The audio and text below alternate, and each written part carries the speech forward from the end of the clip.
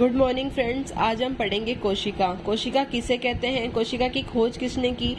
कोशिका शरीर की संरचनात्मक एवं क्रियात्मक इकाई होती है। कोशिका शरीर की स्ट्रक्चरल और फंक्शनल यूनिट होती है।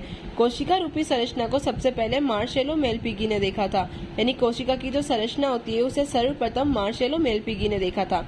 कोशिका की खोज रॉबर्ट हुक ने की मृत कोशिका में तथा इन्हें सेलुला शब्द दिया, यानी मृत कोशिकाओं की खोज सर्वप्रथम रॉबर्ट हुक ने की तथा उसे सेलुला शब्द दिया।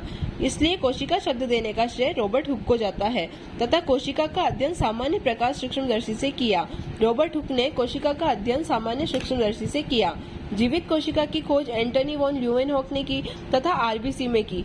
कोशिका सिद्धांत स्लीडन एवं स्वान ने दिया। मृत कोशिका की खोज रॉबर्ट हुक ने की। जीवित कोशिका की खोज एंटनी वॉन ल्यूवेनहॉक ने की तथा कोशिका सिद्धांत स्लीडन एवं स्वान ने दिया। कोशिका की संरचनात्मक एवं क्रियात्मक इकाई है।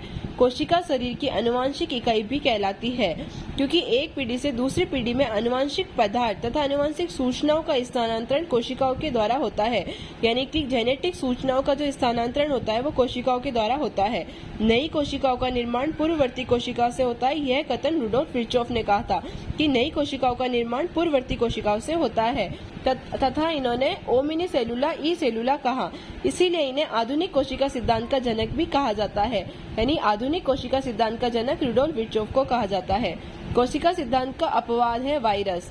सबसे छोटी कोशिका है माइकोप्लाज्मा, सबसे बड़ी कोशिका है ऑस्ट्रिक एग सेल, शुतुरमुर्ग का अंडा तथा सबसे लंबी कोशिका है नर्व सेल।